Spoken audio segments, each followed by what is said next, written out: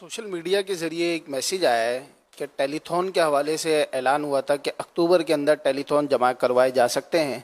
تو ایک اسلامی بہن کا میسیج ہے کہ انہوں نے ایک یونٹ دینے کی نیت کی تھی, اب کسی آزمائش کی وجہ سے وہ دے نہیں سکی, تو اب یہ کہہ رہی ہیں کہ دعائے عطار سے حصہ پانے کے لیے اگر پیر تک جمع کروا دوں تو کیا حصہ ملے گا؟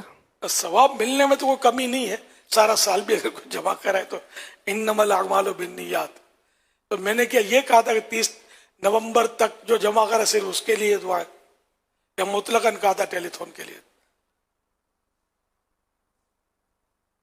تو میری دعا ٹھیک ہے, ان کی عقیدت محبت, لیکن حقیقت میں تو ثواب پر بندہ نظر رکھے, اللہ کو راضی کرنے کے لیے کریں گے تو دعا کہیں نہیں جاتی.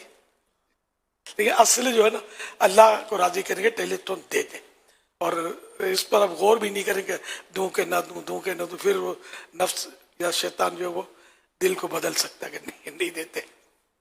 تو خاص کر یہ رائے خدا میں دینے میں تو ایسا ہے کہ سانس بعد میں لے, بندہ پہلے دے دے, کہ بندہ دیتا ہے آہ کر کے, لیتا ہے واہ کر کے, تو یہ آہ نکلے سے پہلے دے دے گا, ورنہ دل بدلتے دیر نہیں لگتی. پیسے نکالنا ہے نا, یہ تھوڑا مشکل کام ہوتا ہے. پیسے دینا ہی نا منزل یہی کٹھن ہے قوموں کی زندگی میں, لینا بڑا آسان ہے, دینا بڑا مشکل ہے.